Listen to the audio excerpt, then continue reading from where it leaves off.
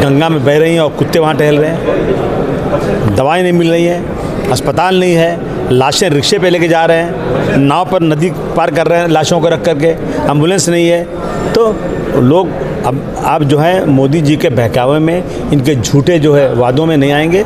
और लेकिन कुछ लोग ऐसा भी कह रहे हैं कि मुसलमान दूसरों को नेता मानने से भी ठगा गया है, इस पर आप क्या कहेंगे?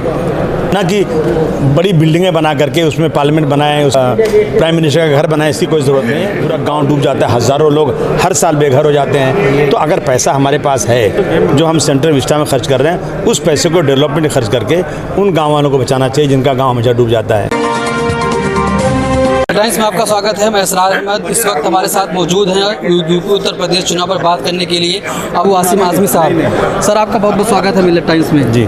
सबसे पहला सवाल ये कि 2022 में यूपी में चुनाव होने वाला है, तो मुसलमान ऐसी स्थिति में बहुत असमंजस है कि किसको वोट करे, किस पार्टी को वोट करे, किसकी तरफ जाए वो। आप जानते हैं कि मुसलमानों ने आज़ादी के बाद कभी भी मुसलमान को अपना नेता नहीं माना, बल्कि हिंदू को नेता माना अपना। अगर आज़ादी के बाद मुसलमान अपना नेता मानता तो मुस्लिम लीग सबसे बड़ी पार्टियां होती। तो आज़ादी के बाद मुसलमानों ने जवाहरलाल नेहरू को, पीपी सिंह को, इंदिरा गांधी को, राजीव गांधी को, मुलायम सिंह यादव को नेता माना है। तो अभी भी मुसलमान जो है एक साथ खड़े होकर के यूपी में समाजवादी पार्टी को वोट देगा, इसलिए कि समाजवादी पार्टी एक सेकुलर पार्टी है और दूसरी पार्टियां जो हैं वो इस देश में को बर्बादी के कगार पर खड़ा कर दिया। जो बीजेपी वहाँ पर है, आपने देखा कि जो हिंदुत्व की बात करती है, हमारे हिंदू भाई की लाशें गंगा में बह रही हैं और कुत्ते वहाँ टहल रहे हैं, दवाएं नहीं मिल रही हैं, अस्पताल नहीं है, लाशें रिक्शे पे लेके जा रहे हैं, नाव पर नदी पार कर रहे हैं लाशों को रख करके, एम्बुलेंस नहीं है।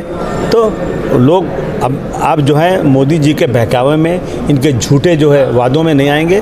और मैं नहीं कह रहा हूँ, बल्कि टॉक ऑफ द टाउन बन चुका है कि अब की बार BJP versus Samajwadi party election है और समाजवादी पार्टी अब की बार अखिलेश यादव के नेतृत्व में यूपी में सत्ता में आएगी, ये पूरी उम्मीद हम लोग। सर, ये कहा जा रहा है कि यूपी विधानसभा चुनाव में आपकी सबसे अहम भूमिका होगी, तो इस पर क्या कहेंगे? नहीं, ये तो ऐसे लोग चुटकुला छोड़ रहे हैं। मैं तो मुंबई में रहता हूँ, मुंबई में समाजवादी पार्टी चलाता हूँ। हाँ, मुंबई भी एक मिनी उत्तर प्रदेश है, वहाँ से मैं कोशिश करूँगा कि जितना वोट बीजेपी के खिलाफ समाजवादी को मिले वो मैं कोशिश करूँगा।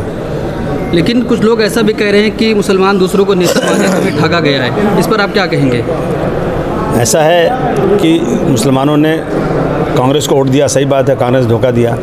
लेकिन जब समाजवादी पार्टी की सरकार आई, 5 सालों में समाजवादी पार्टी ने वो काम किया है जो शायद 47 से आज तक किसी ने नहीं किया होगा। समाजवादी पार्टी ने कभी भी हिंदू मुस्लिम देख करके इंसाफ नहीं किया, बल्कि हर धर्म के साथ इंसाफ किया है। आपने सेंट्रल विस्टा प्रोजेक्ट के यहाँ पर विरोध प्रदर्शन किया, तो क्या लगता है कि कहाँ तक आपका कामयाब होगा और कितनी आगे तक जाएंगे? देखिए, मेरी बात कामयाब हो या ना हो, सेंट्रल विस्टा बने या कामयाब हो या ना हो, लेकिन जनता के अंदर ये मैसेज जाना चाहिए कि इस वक्त यहाँ बड़ी इमारत बनाना सेंट्रल विस्टा के तहत ये ज़रूरत नहीं। इस वक्त ज़रूरत है अस्पताल की, इस वक्त ज़रूरत है कोविड से बचने के लोगों को, एम्बुलेंस की ज़रूरत है, दवाओं की ज़रूरत है। ना कि बड़ी बिल्डिंगें बना करके उसमें पार्लियामेंट बनाए, उसमें जो है प्राइम मिनिस्टर का घर बनाए, इसकी कोई ज़रूरत नहीं है। और आज देखिए, अभी किसी साथी ने बताया कि बाढ़ आती है, पूरा गाँव डूब जाता है, हज़ारों लोग हर साल बेघर हो जाते हैं। तो अगर पैसा हमारे पास है जो हम सेंट्रल विस्टा में खर्च कर रहे हैं, उस पैसे को डेवलपमेंट में खर्च करके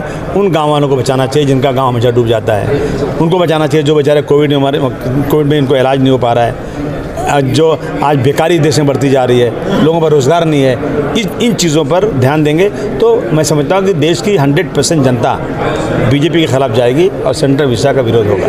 सर, जैसे यूपी में जिला पंचायत अध्यक्ष का चुनाव हुआ, फिर ब्लॉक प्रमुख का चुनाव हुआ, जिस तरह से यूपी पुलिस की भूमिका रही, लगातार आपके पार्टी के जो नामांकन वाले थे उनको पीटा गया, तो इस पर क्या कहेंगे आप? बस जनता देख रही है कि इस देश के अंदर लोकशाही की हत्या हो रही है, जमहूरियत ख़त्म की जा रही है। इसलिए इंतजार है कि 2022 का इलेक्शन आए, इसका जवाब दे दिया जाएगा। तो आपको नहीं लगता कि जैसे जिस तरीके से यहाँ पर यूपी पुलिस ने करी, उस तरह विधानसभा चुनाव? नहीं, विधानसभा चुनाव कैसे करने? ये चुनाव जो है छोटा चुनाव है, वो लोगों ने पैसे दे के, लालच दे कुछ कर लिया है, लेकिन उस बड़े चुनाव में बीजेपी को हराने के लिए सब इकट्ठा रहेंगे और कोई भूमिका जो है ये जो है पुलिस वाले कलेक्टरबाजी निभाते हैं वो बिल्कुल निभाने दिया जाएगा। क्या लगता है आपको कि 2022 में सरकार बनेगी आपकी? 101 पर 350 सीटें आएंगी, शायद 351 भी सीट आ सकती है यूपी में। हम जोड़ के बैठे हुए हैं। Thank you. मिलत टाइम्स को आपकी ज़रूरत है, हमारी आप माली मदद करें। हर महीने सिर्फ 100 रुपये और 1 साल के लिए एक साथ सिर्फ 1000 रुपये। रकम भेजने के लिए यहाँ दिए गए फोन पे, गूगल पे और पेटीएम नंबर का इस्तेमाल कर सकते हैं।